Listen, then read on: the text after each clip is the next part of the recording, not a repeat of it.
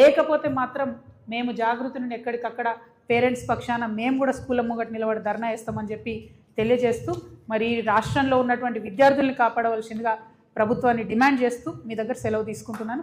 Thank you. జై తెలంగాణ, జై జాగృతి.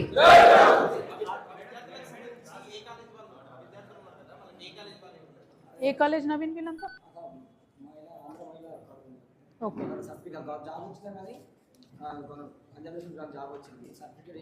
Punjab national బ్యాంక్లో జాబ్ వచ్చినా కూడా సర్టిఫికేట్స్ ఇవ్వమంటే ఆంధ్ర మహిళా కాలేజా ఏమో, ఏ కాలేజా? ఆంధ్ర మహిళ. Okay, thank you, thank you. అట్లా చాలా కాలేజెస్ ఉన్నాయి.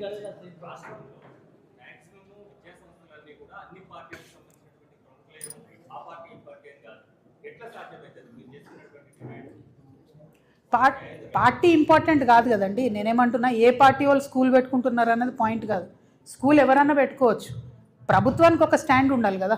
7 నుంచి 10% మధ్యలో ఫీజు అనేది ఇన్ఫ్లేషన్ ప్రకారం పెంచుకోవడం అన్నది ఎవరమన్నా యాక్సెప్ట్ చేయొచ్చు. అన్ఫార్చునేట్లీ అట్లా మనకు జీతాలు పెరగవు ప్రైవేట్ సంస్థల్లో పనిచేసే ఉద్యోగులకు. అయినా సరే 7 to 10% పెంచుతున్నారంటే పిల్లల్ని బాగా చూసుకుంటారు కాబట్టి ఓకే అనుకోవచ్చు. కానీ 30% పెంచడం, 40% పెంచడం అన్యాయం. అది పిల్లలకు, పేరెంట్స్కి బర్డెన్ అవుతుంది. ఒకటి.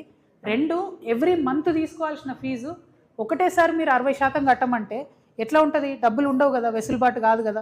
సో మంత్లీ ఫీజు అనేటటువంటిది ఒక పద్ధతిగా పెట్టుకుంటే బాగుంటుందని చెప్పి నేను కోరుతా ఉన్నాను, డిమాండ్ చేస్తాను.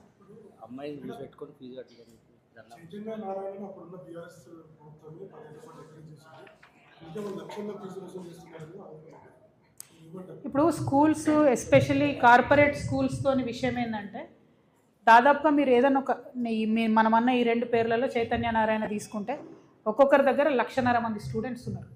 1,50,000 నుంచి 2.5 లక్షల ఫీజు వసూలు చేస్తున్నారు. 1,50,000 మంది స్టూడెంట్స్ ఇంటూ 1,50,000 ఫీజు వేసుకుందాం అంటే సంవత్సరానికి ఎన్ని వేల కోట్ల వ్యాపారం అవుతుందన్నది లెక్క మీ అందరికీ అర్థమవుతున్నది. పోనీ మరి 1000 నుంచి 1,500 కోట్ల వ్యాపారం ఒక్క సంవత్సరానికి చేస్తున్న ఈ విద్యా సంస్థలు కనీసము ₹1 కూడా ట్యాక్స్ కట్టవు. ₹1 కూడా ట్యాక్స్ కట్టవు. వాటికి రకరకాల కంపెనీలు పెట్టి వాటిలోకి మళ్ళిస్తూ ఉంటారు బిజినెస్ అంతా. దోబికి లోకల్ వాళ్ళకి అవకాశం ఇయ్యరు, ఫుడ్ వండేటోనికి లోకల్ వాళ్ళకి అవకాశం ఇయ్యరు, షూజు లోకల్లో ప్రొక్యూర్ చేయరు, డ్రెస్సులు లోకల్లో ప్రొక్యూర్ చేయరు. అంటే ఈ 1,500 కోట్ల వ్యాపారం ఒక్క సంవత్సరం చేసే ఈ విద్యా సంస్థలు కూడా ఏ ఒక్క తెలంగాణ బిడ్డకు కూడా కనీసం అవకాశం ఇయ్యరు. ఎవరన్నా పోయి కనీసం ఈ స్కూల్లోనో ఈ క్యాంపస్లోనో ఏదైనా పెట్టుకుంటామంటే కూడా ఇవ్వరు. వాళ్ళకు నారాయణకు సపరేట్ ప్రింటింగ్ ప్రెస్ ఉంది, చైతన్యకు సపరేట్ ప్రింటింగ్ ప్రెస్ ఉంది. ఏది బుక్స్ వాళ్ళు 2,000 రూపాయల్లో కొట్టే పుస్తకాలను 15,000 రూపాయలకు అమ్ముతారు విద్యార్థులకు. దాని మీద కూడా ప్రభుత్వం నియంత్రణ లేదు. సరే, ఇవన్నీ ఒక రకం అనుకుంటే కనీసం ఫుడ్ మీద నియంత్రణ లేదు. హాస్టళ్లలో ఫుడ్ మీద ప్రభుత్వం యాజ్ అ పాలసీ చెక్ చేయాలి కదా. ప్రైవేట్ హాస్టల్ని ఆ ఫుడ్ కమిషన్ ఉన్నది, ఏం చేస్తున్నారు? మేము అడిగే ప్రశ్నలు ఇవే. 2 బీఆర్ఎస్ ఎంకరేజ్ చేసిందని కాంగ్రెస్ ఎంకరేజ్ చేస్తే బీఆర్ఎస్కి పట్టిన గతే కాంగ్రెస్కి పడుతుంది, వేరే ఏం లేదు. నేను అనేది పార్టీలు రిలవెంట్, పార్టీలతో సంబంధం లేదు. ఇది పిల్లల విషయం, విద్యార్థుల విషయం. ఇప్పుడు సీజన్ ఇది, స్కూల్ స్టార్ట్ అవుతున్నాయి కాబట్టి ప్రభుత్వం అర్జెంటుగా సెషన్ పెట్టి ఫీజు నియంత్రణ కమిటీని దయచేసి ఏర్పాటు చేయాలని చెప్పి నేను డిమాండ్ చేస్తున్నాను. ఏమో ఇక సీఎం గారు, విద్యాశాఖ మంత్రి ఆయననే, హోంశాఖ మంత్రి ఆయననే. మా కర్మ, ఏది చేద్దామన్నా కలుద్దామన్నా కష్టం. ఆయనను కలవలేము, ఆయనేమో పట్టించుకుంటాడు. ఇంకో పక్క ప్రభుత్వ గురుకులాలలో కూడా పిల్లలు చనిపోతుంటే కూడా కనీసం ముఖ్యమంత్రి గారు రివ్యూ చేయడం లేదు. చాలా దారుణమైన పరిస్థితి ఉంది. విద్యను, విద్యార్థులను ఎన్నికల ముందుకే గుర్తించారు రేవంత్ రెడ్డి గారు తప్పితే ఎన్నికలు అయినాక మాత్రం కంప్లీట్గా నిర్వీర్యం చేసింది ఈ వ్యవస్థని. It's very unfortunate. అందుకే మేము డిమాండ్ చేస్తున్నాం సీరియస్గా, అసెంబ్లీ సెషన్ పెట్టండి, ఫీజు నియంత్రణ ఒక బిల్లును పాస్ చేయండి.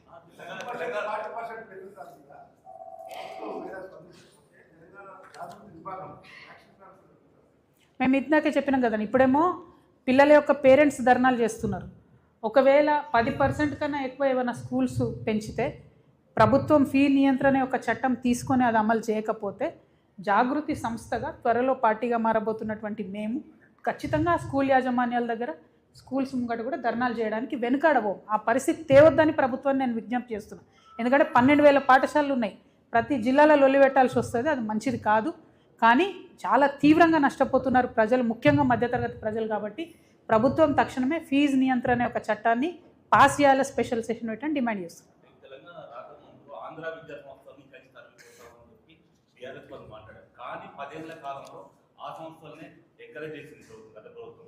ఈ రోజు ఆ సంస్థలే ఆంధ్ర సంస్థలే కాదు, ఇలా నార్త్ ఇండియా నుంచి కూడా సంస్థలు పెట్టే స్థాయికి వచ్చి తెలంగాణకు సంబంధించినటువంటి వాళ్ళ విద్యా సంస్థలన్నీ కూడా ఇలా ఆగమైపోయినటువంటి పరిస్థితి. దీనిపై మీరు మీకు ఒక మాట చెప్తా అండి. నేను ఇదివరకు ప్రజలకు చెప్పిన ఈ విషయం ఇప్పుడు ప్రజలకు స్పష్టమవుతుంది.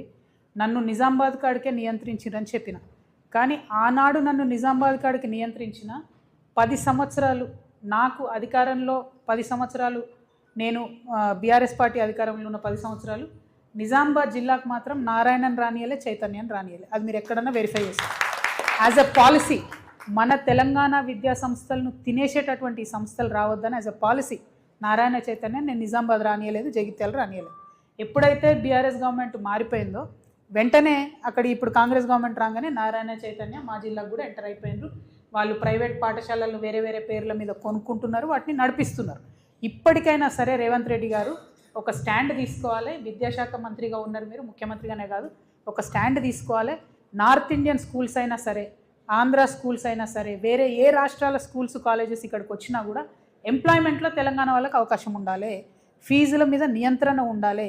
వ్యాపారం చేద్దని నేను అంటలేను, వచ్చి వాళ్ళు పెట్టుకోనియండి, కానీ తెలంగాణ వాళ్ళకి ఎందుకు జాబ్స్ ఇయ్యరు? మొత్తం నార్త్ ఇండియన్ వాడు స్కూల్ పెడితే నార్త్ ఇండియన్స్కే జాబ్స్ ఇస్తే మరి ఇక్కడ ఉన్నోడు ఏడ పోవాలి? ఇది చాలా దారుణం, చాలా అన్యాయం. పైగా పీఎఫ్ కడతలేరు. మేము ఈ పీఎఫ్ కూడా కట్టమని చెప్పి యాజమాన్యాలను చాలా స్ట్రిక్ట్గా డిమాండ్ చేస్తూ ఉన్నాం. మీరు కట్టకపోతే మేము చర్యలు తీసుకోవాల్సి వస్తుంది, అనవసరంగా పెన్షన్ వాళ్ళకి కంప్లైంట్ చేయాల్సి వస్తుంది, మీ లైసెన్సులు రద్దు అవుతాయి. కాబట్టి మీరు ఎవరినైతే టీచర్లను, ప్రైవేట్ టీచర్లను పెట్టుకున్నారో మ్యాచింగ్ గ్రాంట్ కట్టండి. తెలంగాణ ఉద్యమం ఉన్నప్పుడు ఇప్పుడు జానక్ రెడ్డి అన్న, చంద్రశేఖర్ వీళ్ళు కొట్లాడితే వాళ్ళు 50 రూపాయలు టీచర్ కడితే 50 రూపాయలు యాజమాన్యం కట్టేది. ఇప్పుడు ఉద్యమం పోయింది, భయం పోయింది, అడిగేటోళ్ళు లేడు కాబట్టి ఇబ్బంది అవుతున్నటువంటి సందర్భం ఉంది. ఖచ్చితంగా మేము టేకప్ చేస్తాం, ప్రైవేట్ టీచర్లను కాపాడుకుంటాం, మన తెలంగాణ వాళ్ళకి ఆ ప్రైవేట్ టీచర్లు ఉద్యోగాలు వచ్చేలాగా ప్రయత్నం చేస్తాం. అన్నిటికన్నా ఎక్కువ పిల్లలకు, పిల్లల యొక్క పేరెంట్స్ కోసం ఫీజు నియంత్రణ జరగాలని చెప్పి మాత్రం మేము బలంగా కోరుతాం. Thank you. జై తెలంగాణ.